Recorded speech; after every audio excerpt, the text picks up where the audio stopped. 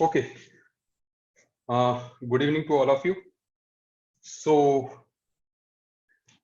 आज हम कंटिन्यू करने जा रहे हैं with the liquid solutions. I hope every now I am audible to all of you. Okay. So liquid solution में लास्ट क्लास में हमने जो किया था दैट वाज कॉलिगेटिव प्रॉपर्टीज.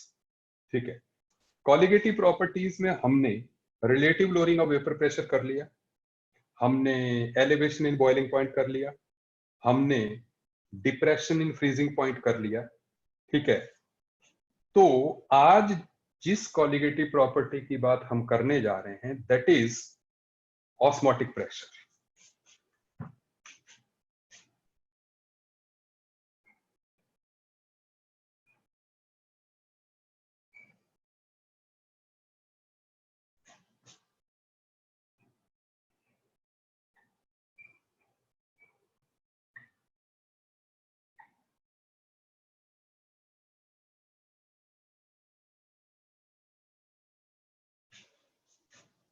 ना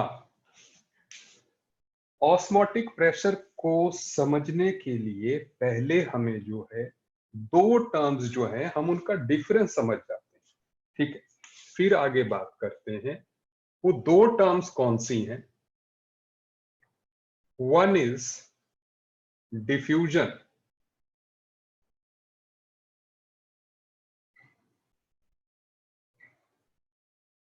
एंड अदर इज ऑस्मोसिस.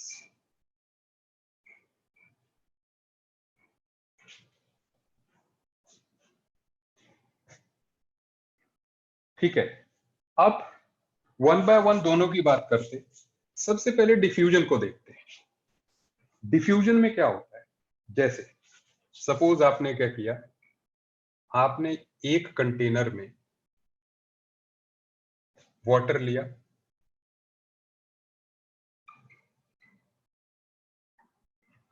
और उसमें आपने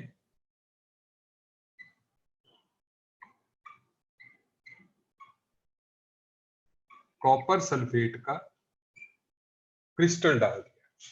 कॉपर सल्फेट के क्रिस्टल का क्या कलर होता है? कॉपर सल्फेट के क्रिस्टल का कलर होगा ब्लू. ठीक है.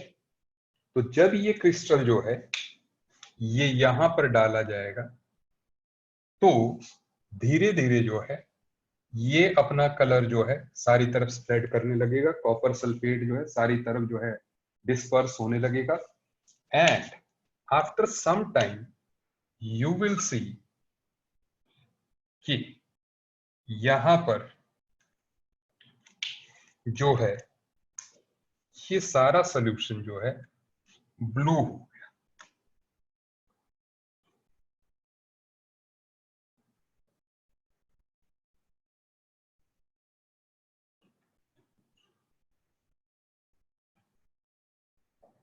Blue coloured copper sulphate solution. ठीक है. तो इसको हम बोलते हैं diffusion. The movement of the substance from its higher concentration to low concentration region is called diffusion. Now, what about osmosis? Diffusion तो हम गैसियस स्टेट में भी पढ़ चुके हैं. गैसेस में भी डिफ्यूजन होता है. जो फ्लूइड्स हैं, चाहे लिक्विड्स हो चाहे सॉलिड्स हो, दोनों में डिफ्यूजन होता है. लेकिन व्हाट अबाउट ऑस्मोसिस?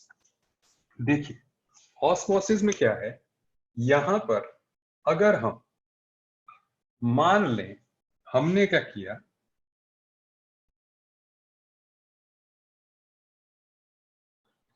हमने पानी में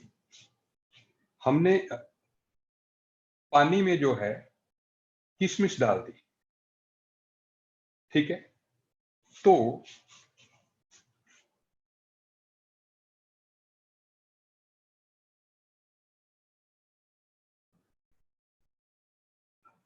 रेजिन ही बोलते हैं किशमिश को.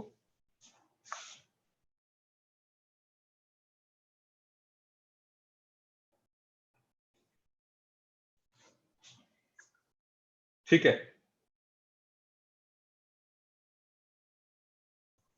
अच्छा, अब कुछ टाइम के बाद क्या होगा, ये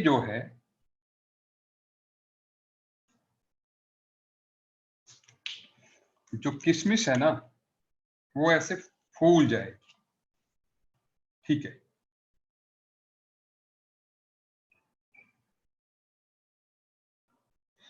तो ये जो है फूल गई, ठीक है। तो मतलब क्या हुआ कि यहां पर जो है जो वाटर है वो इनसाइड गया, इसके अंदर गया, ठीक है। ऐसा नहीं था, किशमिश में भी पानी था, ठीक है, लेकिन जो है उसके अंदर जो है पानी की कम कंसंट्रेशन थी, तो पानी जो है और अंदर गया। अब ये फिनोमिना है डिफ्यूजन। मैं पहले एग्जांपल दे के आपको बात बताता जा रहा हूं, ठीक है ना, कि डिफ्यूजन क्या है, ठीक है। समझिए, तो यहां पर जब कोई डिफ्यूजन और ऑस्मोसिस में आप अंतर जान लीजिए। सबसे पहले ऑस्मोसिस में क्या होता है कि जो सब्सटेंस है अपनी हायर कंसंट्रेशन से लोअर की तरफ जाता है, लेकिन यहां पर क्या होता है, जो सॉल्वेंट है वो अपनी लोअर कंसंट्रेशन से हायर कंसंट्रेशन की तरफ जाता है, ठीक है। तो मतलब हम ये कह सकते हैं the movement of solvent particles from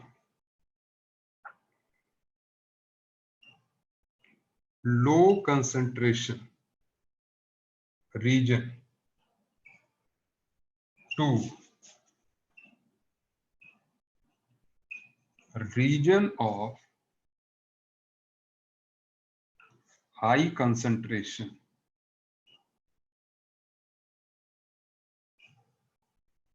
through semi permeable membrane।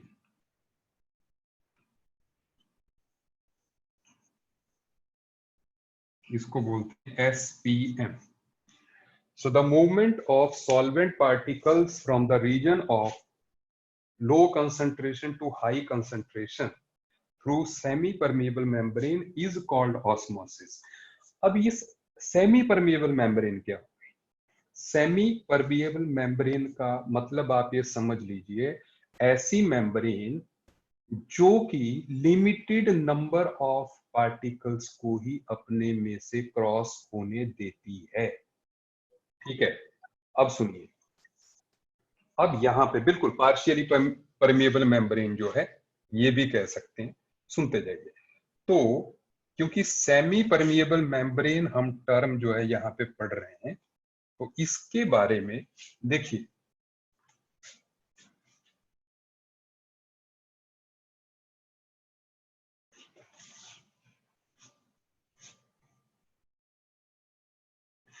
जो सेमी परमिएबल मेम्ब्रेन है वो आपको कई जगह पे मिल जाएगी, आप लिख लें।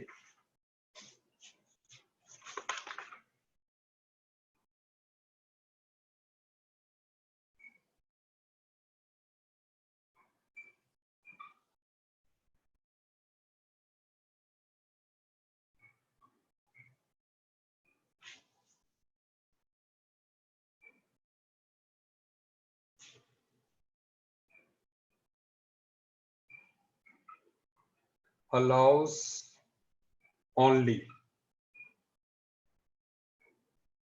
solvent particles to cross। अब इसके जो एग्जाम्पल्स हैं, जैसे कुछ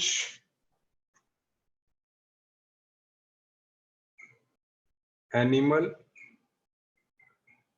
या प्लांट सेल मेम्ब्रेन्स,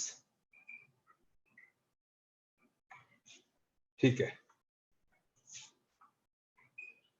या आर्टिफिशियली मेम्ब्रेन भी हो सकती है।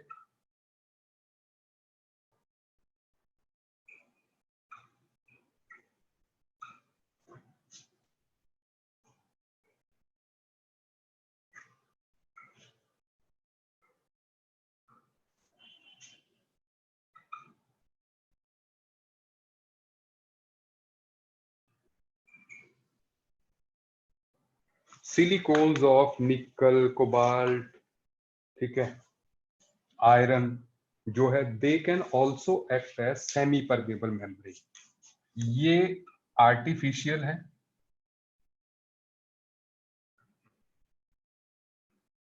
और ये नेचुरल है।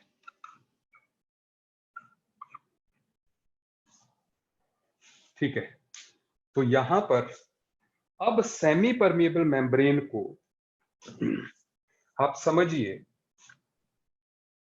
इसको मैं मिटा रहा हूं। चलिए एक एग्जांपल के तौर पे देखते हैं।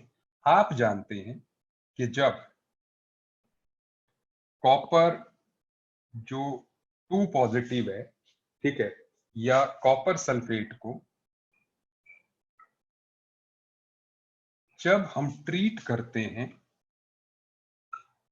अमोनिया के साथ,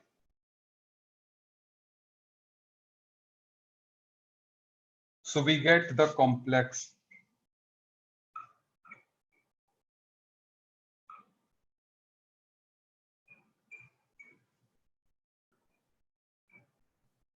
blue colour.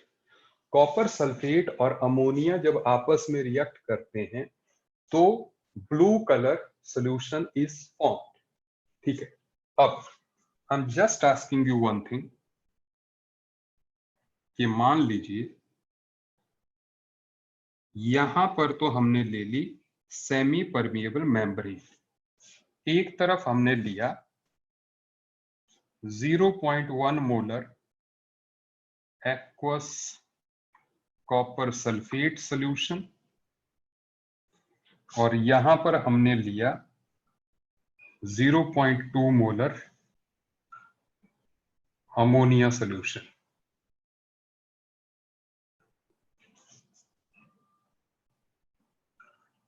On which side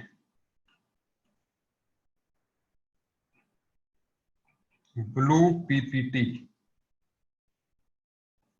is formed?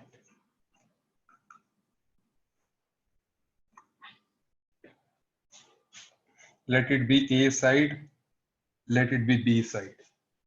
I want answer. आप मुझे बताइए किस तरह ब्लू प्रेसिपिटेट्स बनेंगे।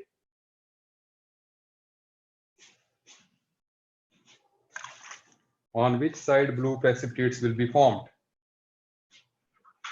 Please जवाब।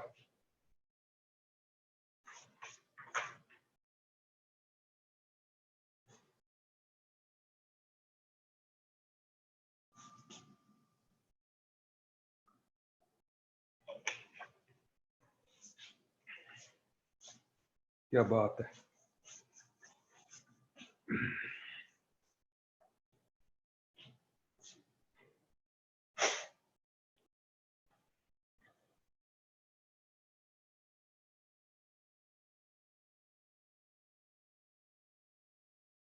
ओके ओके, मैं देख रहा हूं। ठीक है ठीक है,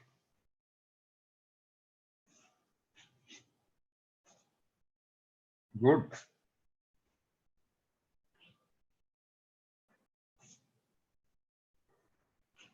चलिए अब मेरे जवाब देने की बारी है। The answer is blue color will not be formed on any side because the movement of solute is not allowed through semi permeable membrane। तो ना ये इधर जाएगा ना ये इधर जाएगा। Have you got my answer?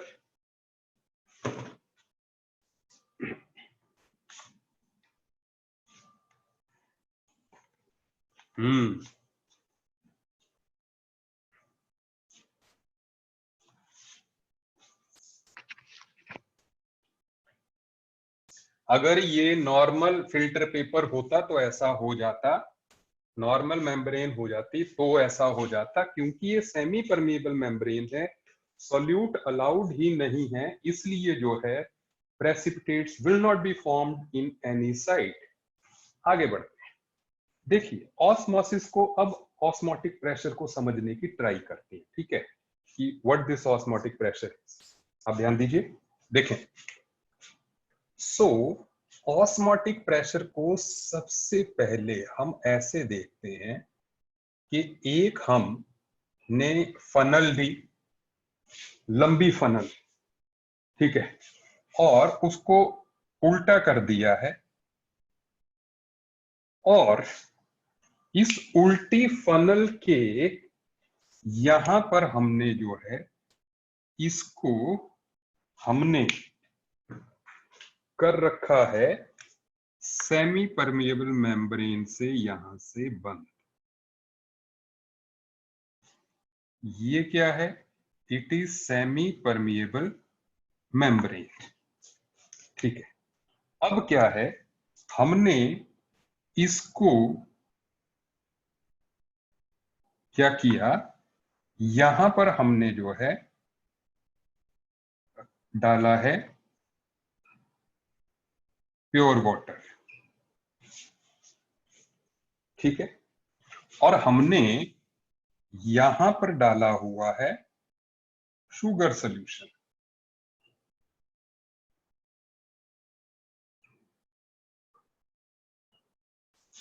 ना, होता क्या है, जब आप इसमें थोड़ी देर वेट करते हैं तो आप देखते हैं कि ये जो है इसका लेवल जो है राइज करना स्टार्ट हो गया, शुगर जो है उसका लेवल सॉल्यूशन का जो है ऊपर आने लगा। और ऐसा होगा क्यों? ऐसा होगा क्योंकि पानी जो है इधर से इधर आ रहा है, ऑस्मोसिस हो रहा है, ठीक है। पानी जो है अपनी लो कंसंट्रेशन से मतलब सॉल्यूशन लो कंसंट्रेशन से हाई कंसंट्रेशन की तरफ जा रहा है, ठीक है। तो अब तो लो कंसंट्रेटेड सॉल्यूशन से हाई कंसंट्रेटेड ये राइज करता रहेगा और एक लेवल पे आके ये रुक जाएगा। ऐसा नहीं है कि बिल्कुल चढ़ता ही जाएगा, एक लेवल पे आके जो है ये भी रुक जाएगा। सपोज उस लेवल की जो हाइट है दैट इज h। अब ये रुक क्यों रहा है? रुक इसलिए रहा है क्योंकि क्योंकि ये ऊपर बढ़ता हुआ लिक्विड जो है नीचे की तरफ प्रेशर लगा रहा है इस मेम्ब्रेन पे। तो मतलब वो क्या रहा है कि इधर से तो सॉल्वेंट इधर की तरफ जा रहा है, लेकिन ऊपर जाते हुए लिक्विड का नीचे की तरफ जो प्रेशर लग रहा है वो जो है इस लिक्विड को वापस भेजना स्टार्ट कर देता है, क्योंकि प्रेशर जो है वो इसको अपोजिट डायरेक्शन में ले जा सकता है, ठीक है। तो ऐसे में यहां पर एक स्टेज ऐसी आती है जब rate of inflow of the solvent becomes equal to rate of outflow of the solvent. जब ये इक्विलिब्रियम आ गया तो उस टाइम पे जो ऊपर से जो लिक्विड ने जो प्रेशर एक्सर्ट किया है, ठीक है, that is called osmotic pressure. उसको कहते हैं pi is equal to H D G. H is height of this column, D is density, ठीक है। उस टाइम पे हम इसको अलग ले जाएंगे ना, अलग कंटेनर में, तो we can calculate the density, ठीक है। And G you know, so it is osmotic pressure. Is it okay? अभी अभी सुनते जाइए, ठीक है, अभी सुनते जाइए। अभी मैं एक और एग्जांपल से आपको बताने की ट्राई कर रहा हूं, ठीक है। आप सुने, देखिए यहां पर हमने क्या किया, हमने यहां पर जो है एक बड़ा कंटेनर लिया और इस कंटेनर में हमने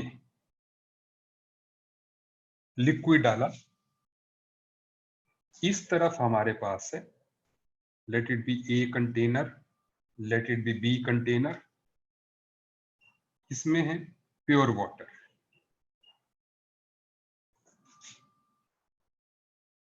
और इसमें वही शुगर सॉल्यूशन, और ये है सेमी परमिएबल मेम्ब्रेन। तो मतलब इसको हमने थोड़ा सा पोरस दिखा दिया, semi permeable membrane.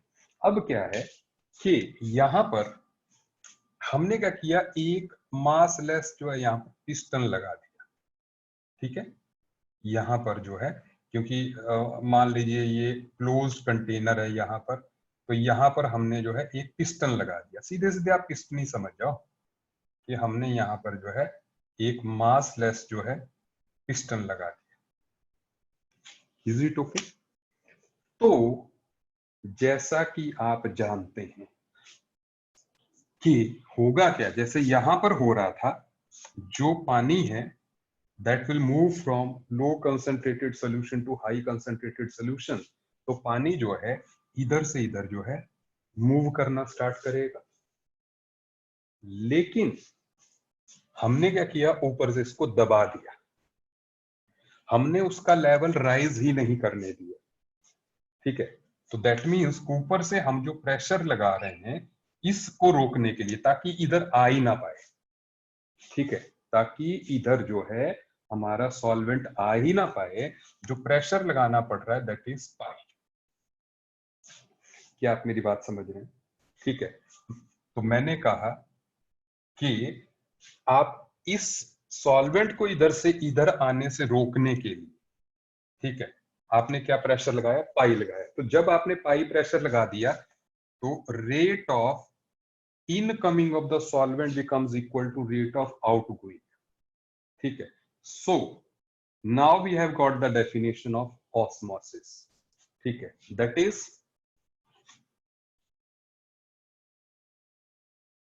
the pressure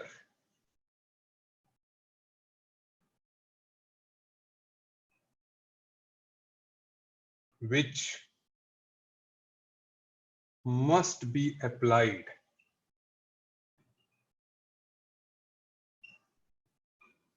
in order to stop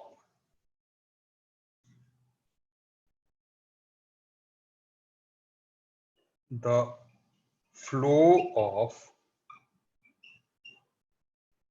solvent into solution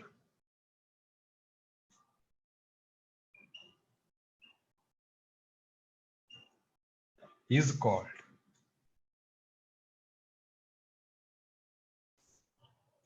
osmosis. सही बात समझ में आ गई?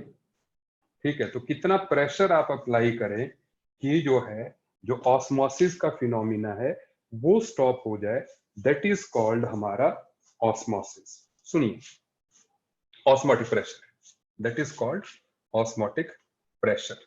अब सुने आगे बात।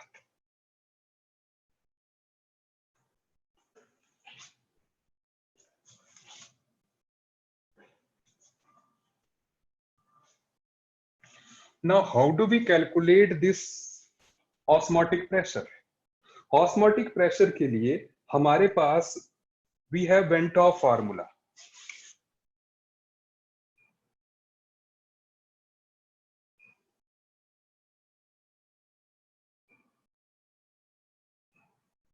And what is there in this formula?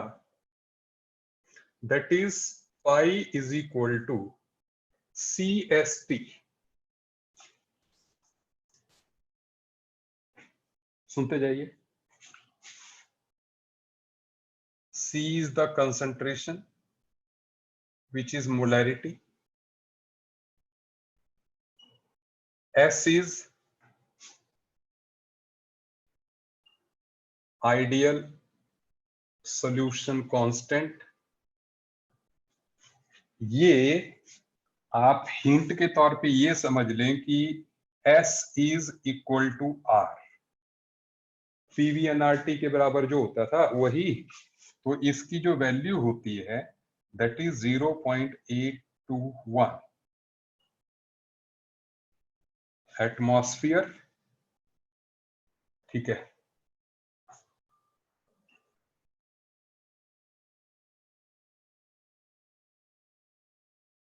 Litre पर मोल पर kelvin, is it okay? So ये same formula, temperature in kelvin, मतलब एक तरह से this formula is equivalent to, क्योंकि ये C क्या हो गया, मोलैरिटी इज N/V, तो एक तरह से हमारा ये फार्मूला बन गया pi is equal to N/V ST। तो ये PVNRT की तरह ही हो गया ना, ठीक है, हम इसको PVNRT की तरह ले सकते हैं। क्या आपको मेरी बात समझ में आ रही है? ठीक है, आसान है, ठीक है, अब सुनते जाइए।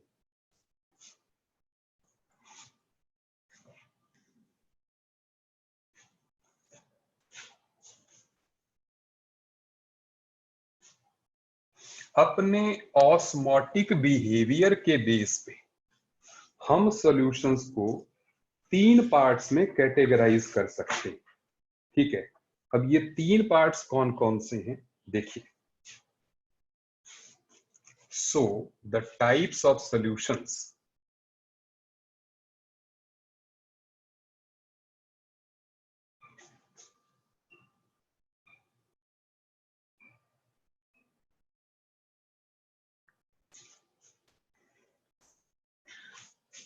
अब मान लो हमारे पास कोई सॉल्यूशन है, जैसे we have some solution that is A, ठीक है, A सॉल्यूशन है हमारे पास जो है, तो मान लो इट इज 1 मोलर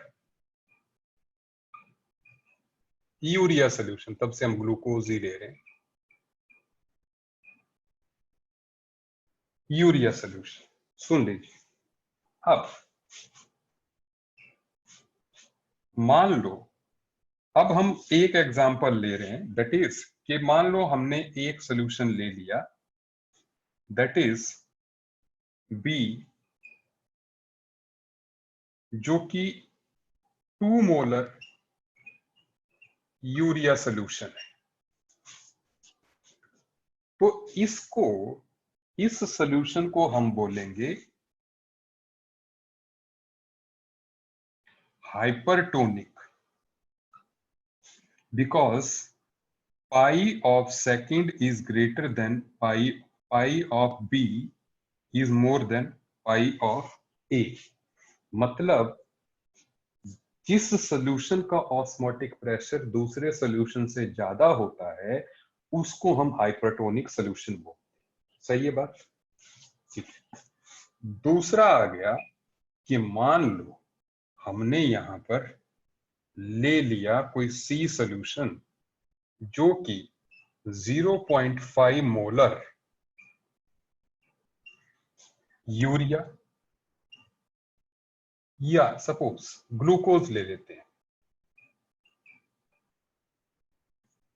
तो it is called hypotonic solution, क्योंकि इस टाइम पर पाई of A is greater than pi of C। और मैंने ग्लूकोज लिया ये बताने के लिए कि हमने ग्लूकोज लिया इसलिए ये बताने के लिए कि जो कॉलिगेटिव प्रॉपर्टी है that does not depend upon nature of the solute, that only depends upon number, ठीक है, नेचर पे नहीं। तो आप ग्लूकोज भी लेंगे चाहे 0.5 मोलर चाहे 0.5 मोलर आप यूरिया लेते, वो दोनों ही हाइपोटोनिक ही होते। Is it okay? The next is, मान लो हमने यहां पर ले लिया there is some D solution that is 1 molar glucose solution. तो ऐसे में इसको बोलेंगे हम आइसोटोनिक।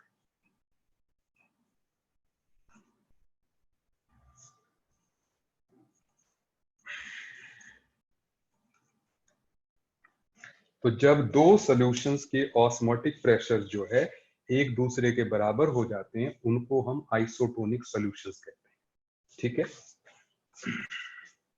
अच्छा, और भी बता दूं, जैसे सुन लीजिए,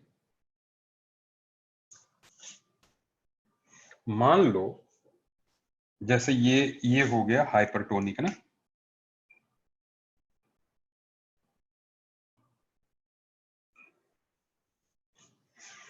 जैसे मान लीजिए हमने क्या किया, हमने रेड ब्लड सेल जो है, रेड ब्लड सेल को अगर हम हाइपरटोनिक सॉल्यूशन में डालेंगे तो क्या होगा। देखो, जब आप रेड ब्लड सेल को जो है, ये रेड ब्लड सेल है, दिख रही है आपको? नहीं। तो रेड ब्लड सेल मान लो ये है, इस रेड ब्लड सेल को जब आप हाइपरटोनिक सॉल्यूशन में डालेंगे तो क्या होता है, इसमें से जो वाटर है वो निकलने लगता है ऐसे, क्योंकि बाहर सॉल्यूशन की कंसंट्रेशन ज्यादा है और हमारे ऑस्मोसिस में क्या होता है, जो सॉल्वेंट है वो लो कंसंट्रेशन वाले से हाई वाले में मूव करता है।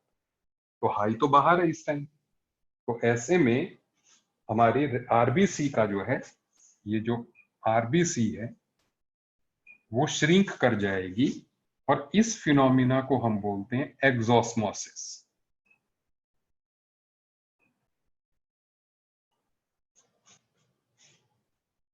ठीक है, और वही जो है, अगर हम आरबीसी को यहां पर डालेंगे, व्हाट विल हैपन, अब आरबीसी में जो है अंदर सॉल्वेंट जाएगा, पानी जाएगा, और थोड़ी देर के बाद जो है आरबीसी का धमाका हो जाएगा। ठीक है, आरबीसी फट जाएगी, प्लाज्मोलिसिस है ना, ब्रेकेज ऑफ प्लाज्मा। ठीक है, वो तो इसलिए जो है दिस इज, क्योंकि तो इस फिनोमिना को हम बोलेंगे एंडोस्मोसिस।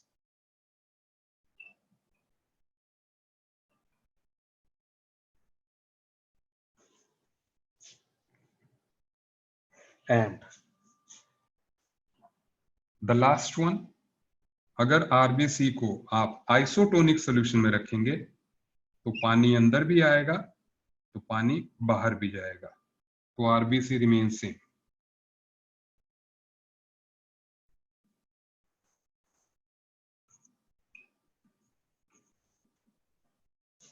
ठीक है, is it okay? So RBC will be happy in isotonic solution. इसीलिए जो सेलाइन सॉल्यूशन जो कि यूज करते हैं, दैट इज वो जो है आइसोटोनिक होता है। ठीक है,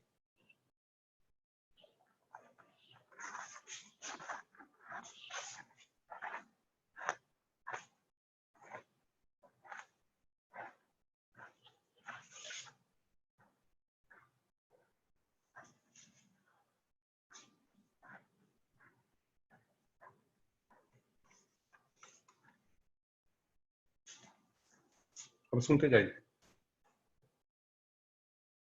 अगर दो सॉल्यूशंस आइसोटोनिक है,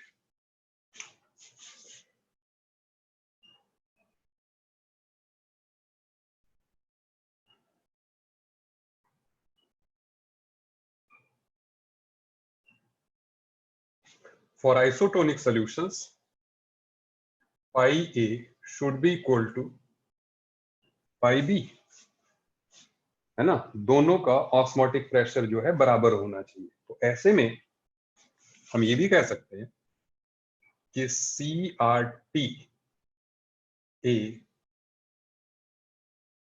should be equal to CB RTB. And what is CA? NA upon VA. RR cut जाएगा, TA NB PB upon VA. तो ये जो रिलेशन है आइसोटोनिक सॉल्यूशंस के लिए वैलिड रहेगी, और कई बार TA TB के बराबर ही होता है जनरली जो है, ठीक है। टेम्परेचर क्योंकि वेरी नहीं करते हम, तो ऐसे में Na upon VA should be equal to NB upon VB. So this is what, ठीक है। इस तरीके से we can solve it. Okay. अब इसके बाद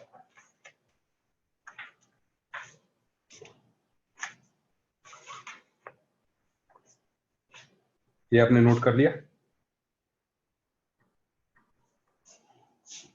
अब आप एक क्वेश्चन लिखें, फिर हम आगे बढ़ते हैं।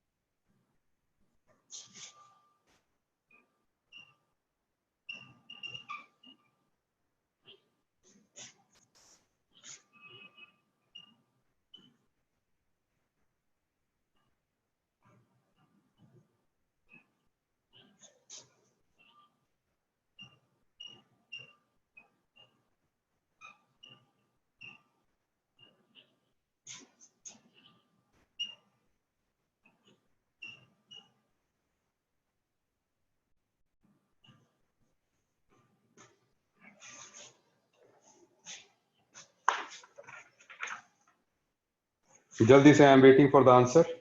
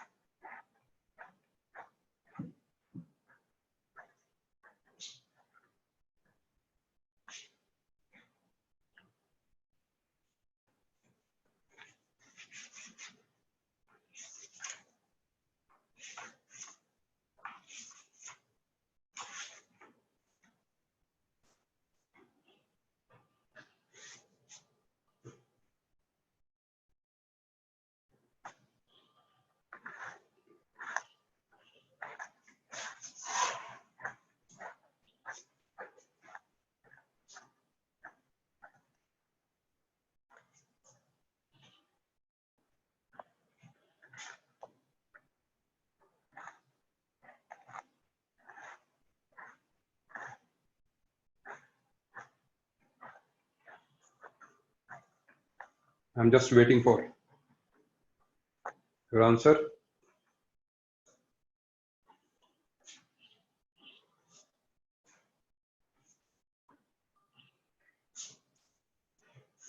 $25 आंसर निकाला। 25 is wrong. नहीं, 4.92 is wrong.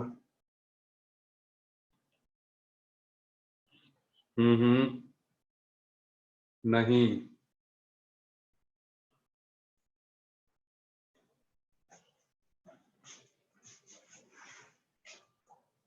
नो, गलत गलत। अभी तक सारे आंसर्स गलत हैं।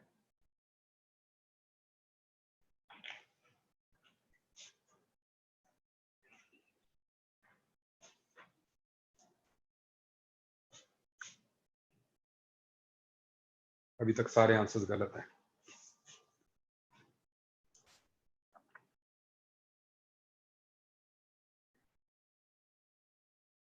$14.76 is right answer.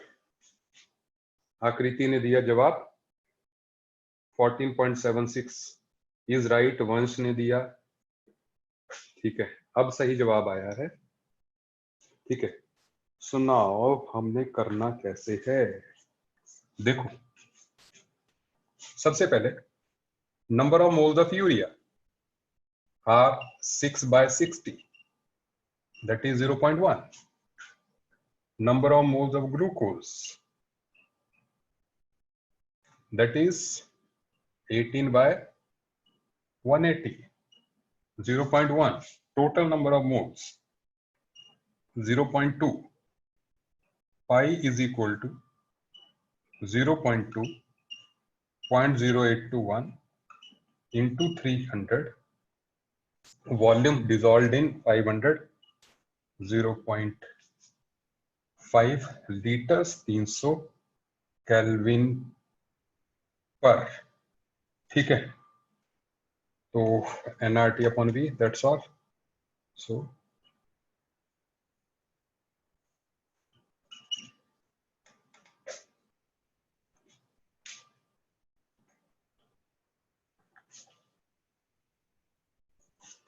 is it okay?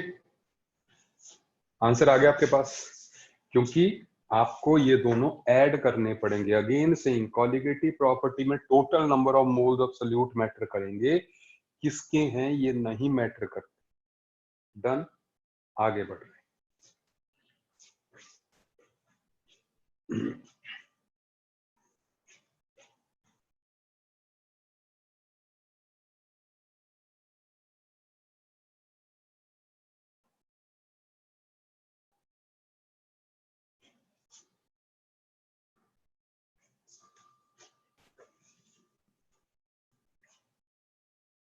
Osmosis से ही रिलेटेड एक फिनोमिना है,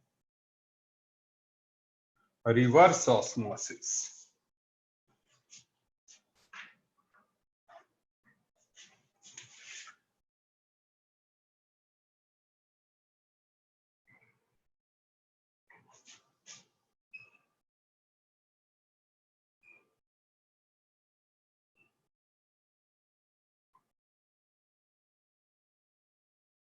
ये जो घरों में लगे हुए आरओ होते हैं, हम इनकी बात करने जा रहे हैं। ठीक है, so what this reverse osmosis, simple बात समझ में इसमें दिख ही रहा है कि ऑस्मोसिस का रिवर्स जो है that will be called as reverse osmosis. तो ये ऑस्मोसिस का रिवर्स जो है किस तरह से रिवर्स ऑस्मोसिस होगा, हम एक बेसिक सी डायग्राम हम बना रहे हैं। ठीक है ना, कि हमारे जो आरओ होता है घरों में जो है उसकी बेसिक ऑपरेशन क्या होता है। ठीक है, देखिए होता क्या है उसमें।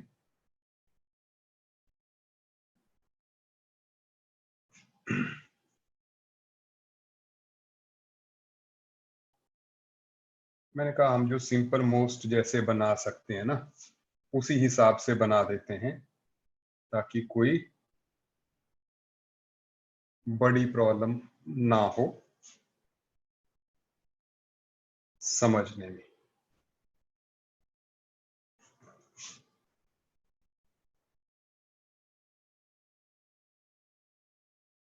देखो यहां पर क्या होता है, ये जैसे आ गया इम्प्योर वाटर।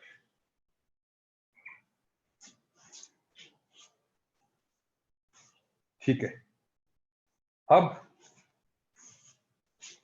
यहां पर एक इलेक्ट्रिक पंप लगा होता है, जिसको मैं सिंपल वे में खुद ही प्रेस करेंगे हम यहां पर। तो और इधर जो है ये प्योर वाटर है। सुनते जाइए। तो अब होता क्या है कि यहां पर इम्प्योर वाटर का इनलेट है ये। ठीक है,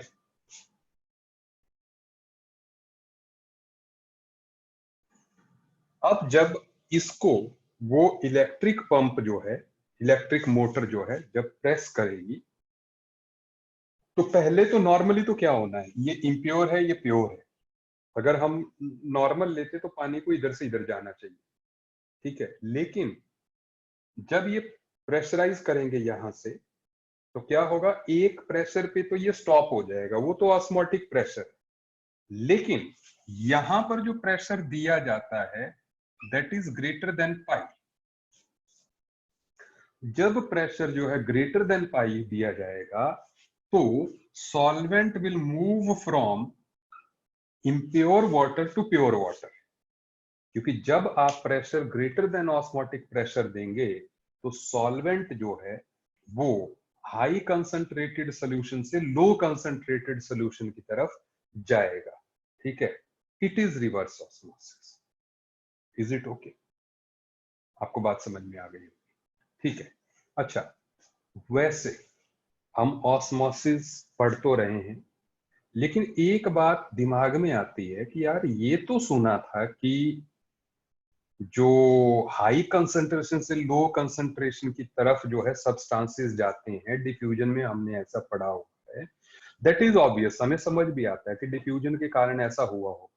लेकिन बात ये है कि हाई से लो मतलब लो कंसंट्रेटेड सोल्यूशन से हाई कंसंट्रेटेड सोल्यूशन की तरफ जो है क्यों सब्सटेंसेस चले जाते हैं ऑस्मोसिस में? आप मेरी बात सुनिएगा। देखो, हम ये कह रहे हैं कि यहां पर ये प्योर वाटर है और ये शुगर सॉल्यूशन है। तो ऐसा क्यों होता है कि जो हमारा सॉल्वेंट है वो यहां से यहां जाता है, यहां से यहां जाना चाहिए था ना? इसको हम लोग अगर ध्यान दें तो हो बिल्कुल ऑब्वियस चीज रही है। जा कौन रहा है?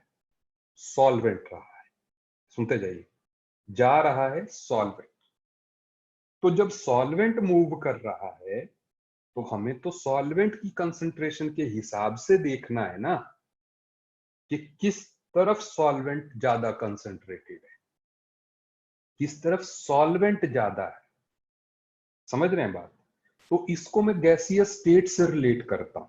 जैसे गैसेस जो है अपने हाई प्रेशर से लो प्रेशर की तरफ मूव करते हैं, वही यहां पर अगर देखें, अगर हम इन दोनों सॉल्यूशंस में देखें तो पानी की जो कंसंट्रेशन है वो इस तरफ ज्यादा होगी।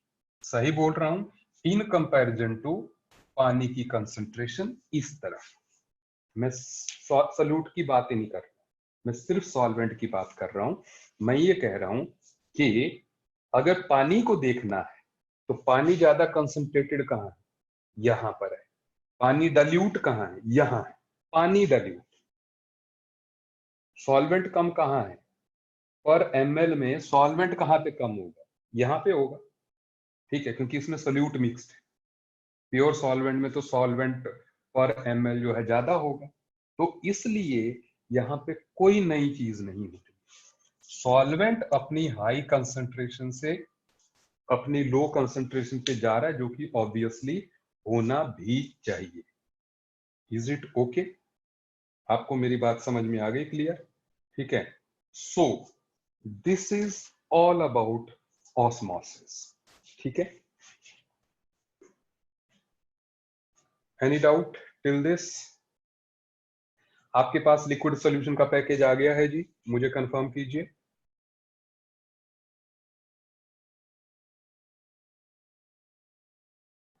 Have you got the liquid solutions package?